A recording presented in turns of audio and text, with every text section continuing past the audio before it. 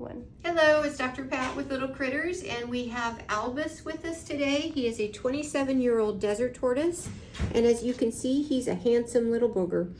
So Albus is in for his brumation checkup. This is a really important thing to do with your tortoises.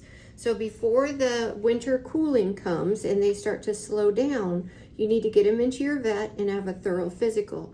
Tortoises during brumation are kind of like hibernation in mammals. They slow down, they don't shut down, but their immune system goes down and they're more weakened and more susceptible to disease and infections.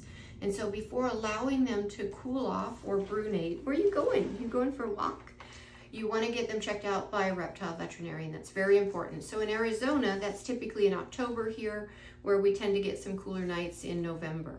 And so he's in for his regular checkup. He does have a history. Stay here, little man. Here, stay. He does have a history of some abnormal lab values. He had some high, He had some high kidney values on his last lab check. So we're going to check those today before we decide whether or not he should be allowed to brunate, and just make sure he's well hydrated, the kidneys are functioning normal, and that everything looks good.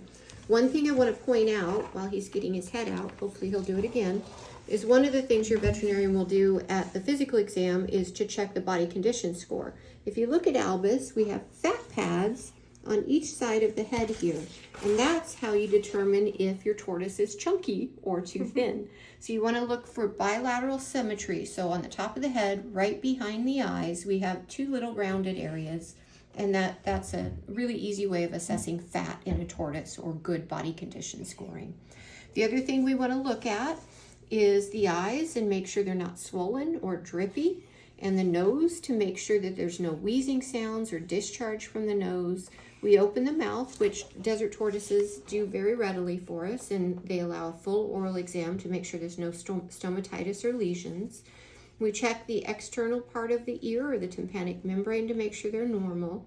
These are scent glands down here in this guy because he is a boy.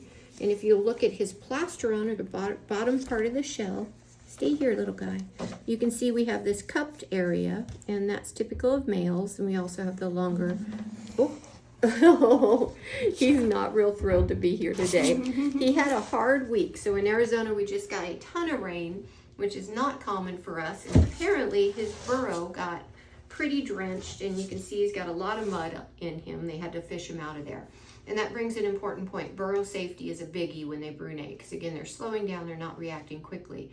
You want to make sure that it's not going to flood, that it's deep enough for them to stay right around 55 to 60 degrees as a consistent temperature, and that predators can't get at them. So always do a really good checkup of the burrow and make sure it's appropriate.